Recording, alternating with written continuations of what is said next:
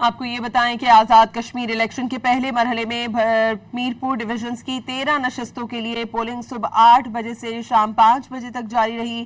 Turn out زیادہ ہونے کے باعث وقت 1 گھنٹہ بڑھا دیا گیا تھا۔ انتخابی عمل کے لیے ڈویژن بھر میں 2454 پولنگ اسٹیشنز قائم کیے گئے۔ آزاد کشمیر کے علاقے نکیال میں پولنگ کے دوران نون لیگ اور پیپلز پارٹی کے کارکنوں میں تصادم ہو گیا تھا۔ آپ کو یہ بتائیں فائرنگ سے پیپلز پارٹی کا ایک کارکن جاں بحق ہوا ہے۔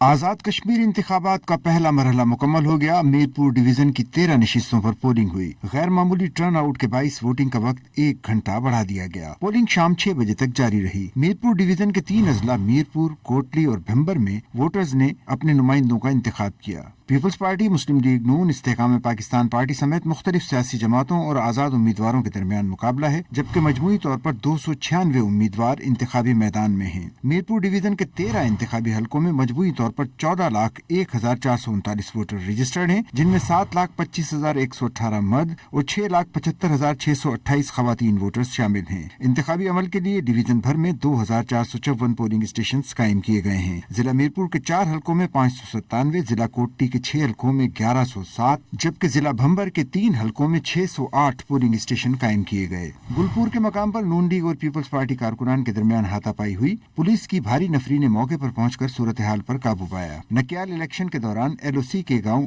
دھیری میں نون لیگ اور پیپلز پارٹی کے کارکنوں میں تصادم ہوا۔ فائرنگ سے ایک شخص جاں بحق اور 3 افراد زخمی ہوئے۔ پیپلز پارٹی نے دعویٰ کیا ہے کہ جاں بحق شہری مختار یونس پیپلز پارٹی کا کارکن تھا۔